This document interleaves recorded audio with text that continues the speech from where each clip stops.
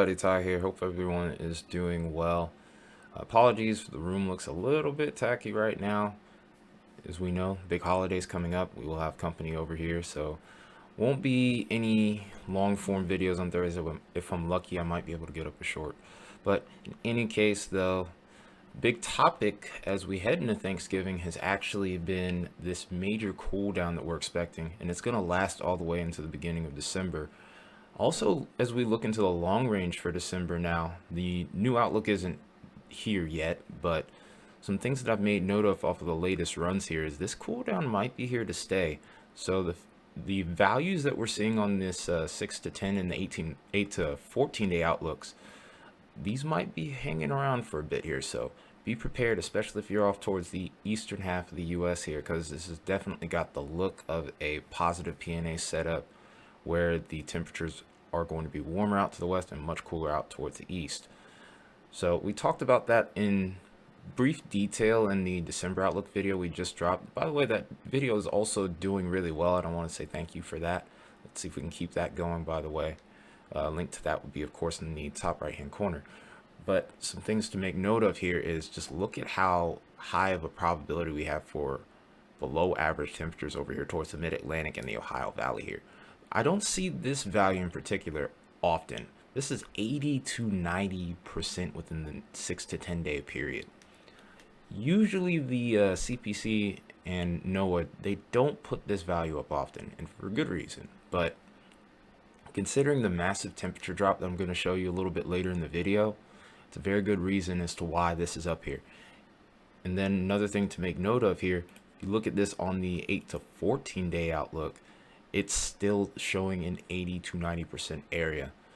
It's not something you see very often. So one thing about the final December outlook that I'm going to have, which will be up probably by this weekend, I would say, is that we're going to probably, you can probably expect some changes here. Notice that there is some warm air that's going to start to push back out towards the center part of the country here. So if we're out west right now, weather's going to be a little bit more balmy. Still pretty active over there, of course, but not quite as cold as what we've been seeing over the last couple of weeks here. So big changes are in store for the entire lower 48 here. And even over towards Alaska, there's going to be some notable changes as well.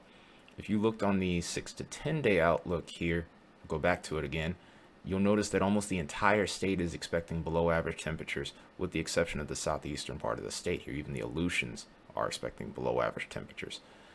Now go to the 8 to 14 day again, and what you'll notice is we're kind of getting a little bit more towards a balanced look over towards the southeastern part of the state above average, the western half of the state below average, and everything else is pretty much near normal at this point.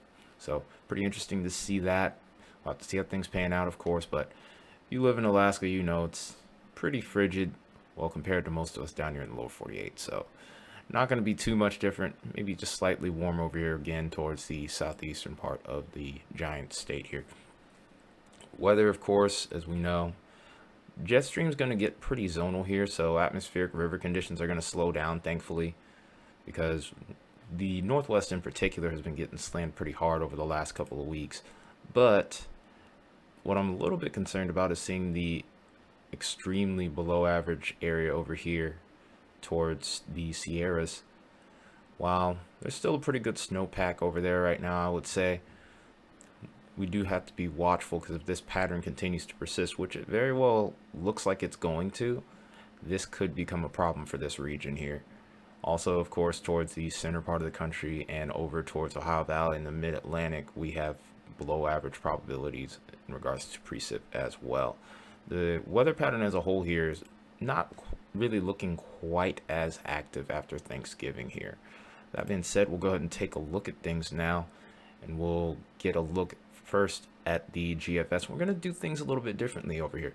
We're actually going to have a different feature on here. We're going to be looking at the height anomaly map, so you'll get a good look at what those cold air masses and warm air masses are looking like here. Of course, it's going to be towards the bottom left corner.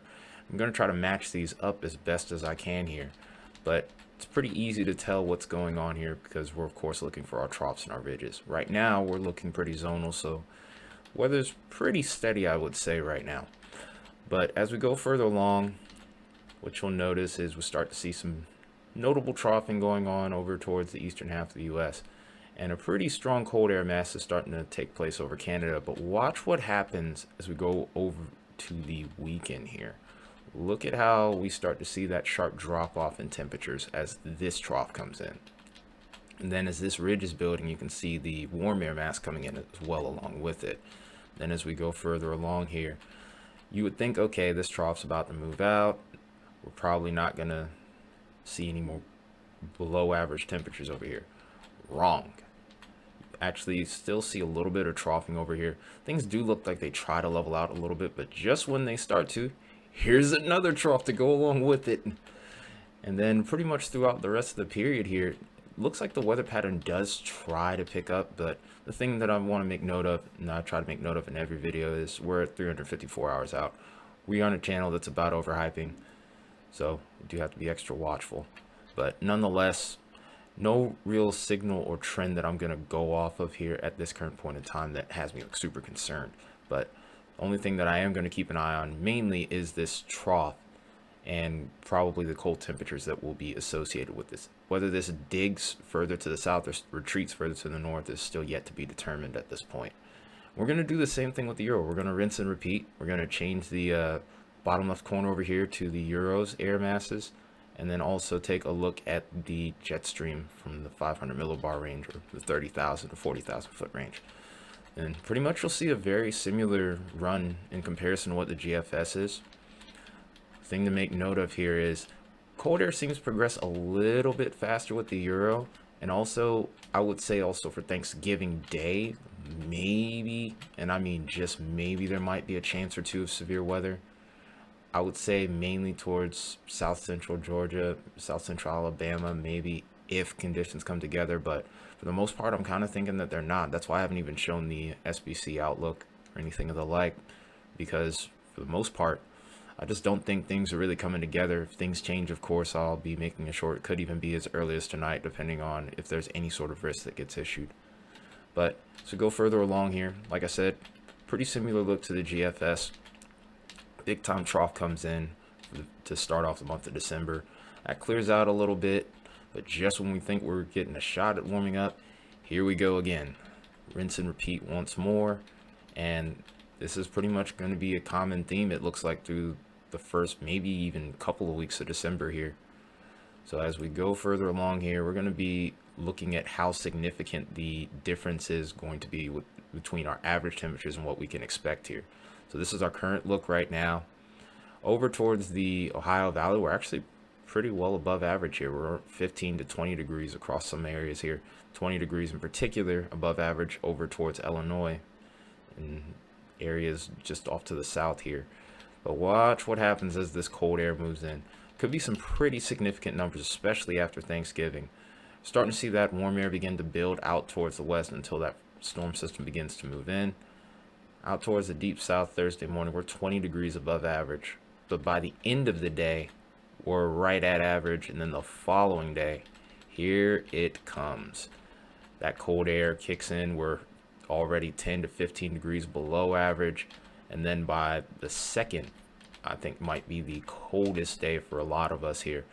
15 to 25 degrees below average across the deep south here. And up to the northeast, we're ranging right at about, maybe I'd say 10 to 15 degrees. Could be some isolated pockets of maybe even 20 degrees below average, especially if you're over towards the mountain ranges. And like I said, both the GFS and the Euro are showing potential for this to linger. So with that being the case here, we don't really see a change in those below average temperatures really at any point here. This is the closest thing that I've really seen, and it's over towards the morning of the 6th. But just like that, here's that next trough coming in, and once again, we see those below average temperatures starting to dominate for the afternoon. So looks like we might be dealing with a little cold snap over here towards the eastern US in particular. Now, again, don't want to leave out the western US here. We have some notable above average temperatures. The probabilities weren't super high, so I'm not expecting much in the way of record-breaking temperatures, but it is going to feel a bit different over here. If we rewind it back, you can see for the most part, during the first half of this run, we're right at average, maybe just a little bit below. at most maybe 10 degrees below average, and then as time goes on, you can see that warm air begin to build in. You can actually even see it coming from Mexico here.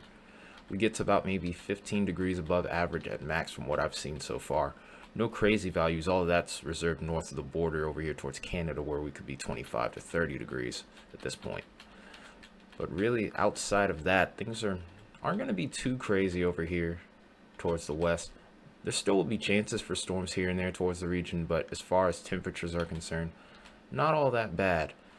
And it's really not going to be until, really, I think even after this run and maybe the middle of the month, we might start to level off or maybe switch over. Because eventually with this warm air out towards the west, we can almost inevitably expect it to move to the east. December, like I said before in the previous video, might be a little bit of a wild card month. So it's going to be a lot to keep track of here. If we look at the severe potential over here towards the deep south for Thanksgiving in particular, I really just don't think that conditions are aligning like we would need them to. We do get a moisture return, so it does kind of arouse my interest for Wednesday and heading into Thursday, but the forcing just doesn't really seem to be there. You can see it on the screen here, and then if we put it off to the side, you can see this is over towards the Gulf Coast states here. And the timing just doesn't seem to line up with this much at all. Wind profile is marginal at best, so I wouldn't expect anything major based off what I'm seeing from this run, but we'll still have to keep an eye on this. But from that point, not too concerned about severe weather. With all that cold air coming in, it's going to push that Gulf of Mexico moisture into the Gulf, and we won't have any real sort of moisture return to work with here. Instability will be limited, so not too concerned with things from there. If we could get some warm air to come in over here towards the south central plains, maybe there could be opportunities, but it's still pretty far off. And then of course, as I've said before, just nothing really comes off to me as anything close to even a like remote signal at all. Definitely not even a concrete signal, to say the least here. Here's that instability that I've been paying attention to towards the region, and that's really where the best chance for severe weather would originate from, is just the amount of instability that would be available over this area. I'm really just thinking that there's not going to be much of anything to come of this, just because the lack of dynamics in general for the region. So wouldn't be too concerned, but if you are traveling, do expect that a chance of some showers, maybe a couple rumbles of thunder, maybe a strong wind gust or two at best. Right now, as far as the tornado threat is concerned, I would say it's near zero. I'll never say that it is zero because I've been burned like that before. Anyway, let's keep this moving here. Let's go ahead and take a look at what our precipitation forecast is showing right now. Of course, as I've said before, we have chances of rain and snow. Interesting little setup could take shape over here towards the Rocky Mountains. Even Denver looks like they could get into the action here before all is said and done. Might actually end up having a white Thanksgiving as a result. And will even looks like we might get a little snow over towards the panhandles of Oklahoma and Texas here, which is pretty cool. Then, before all is said and done, we have a nice little setup for some showers and storms over towards the deep south for Thanksgiving Day. I wouldn't expect anything major to come from this. Towards the low, really seems like this low pressure here, the surface low, is where the best dynamics might be as far as the wind profile is concerned, or kinematics as it's called. Maybe there might be enough lift to get a couple rumbles of thunder with some proper convection, but I really just don't think that we're going to get much out of that. We'll have to wait and see how things develop from there. From that point, here's that snowstorm that a lot of people have been overhyping. Not really a whole lot to show for that. GFS and the Euro are really not showing much of anything at this point. And then from that point, you can see this 540 line with the blue on it. This is a 32 degree line, so a lot of the eastern half of the U.S. here is going to be below freezing over the course of the next few days. We could even have a whole day where as far south as maybe Atlanta and Birmingham could end up below freezing for essentially the whole day. So it's going to feel like winter, so have those big coats ready. As we go further along here, you can see that for the most part, the weather pattern is relatively stable. It's not really until the 9th where we get maybe our next chances of shower and thunderstorm activity. Like I said, nothing really popping out to me as a chance of organized severe weather right now, but of course we'll have to wait and see how things develop from there. These troughs can always be a wild card, but for the most part is the big topic's really going to be cold temperatures and maybe some snowfall here and there. And we'll go ahead and take a look at that last here with the snowfall depth. This is going to be showing the positive change, so any sort of increase in snowfall, this model is basically giving us a preview of what that could be. Obviously we're looking at the 16-day range, so the further out we go, the less merit I would put into this. So it looks like over towards the Sierras, we still get plenty of action in the early part of this model run here. And then over towards the Rockies, it looks like we get some pretty solid action here. Denver may get into the action here, may end up staying off to the west here. But if you do get in the action, maybe 1 to 3 inches would be possible there. North Dakota looks like they start to get into the action as we get further along in the model run here. And that's where some of the coldest air is going to end up being at to start out. As we go further along here, we can start to see the Great Lakes getting into the action here. I've been saying that I soon expect the Great Lakes machine to wake up here, so lake effect snow will be on the increase as we get into December here. This is about on schedule, I would say, maybe just a tad bit early, but in any case, as we go further along here, you can see really it's going to be over towards anywhere west of Montana where we're going to have those increasing chances of snowfall before all is said and done here. If things end up verifying from what we see on this here, looks like over towards southwestern New York, maybe over towards western Pennsylvania, northwestern Pennsylvania, we could have maybe even up to a foot of snow before we get to the 11th here. But of course, like I said before, 16 days is a long ways off and a lot can change in between now and then. So expect some changes from the totals that you're seeing here. But that's really about it for this video. That's all I got. I hope you guys enjoyed it. If you did, make sure you smash that like button. Make sure you decimate the subscribe button, hit the share button, and have that notification bell on as well. So until next time, I will see you later.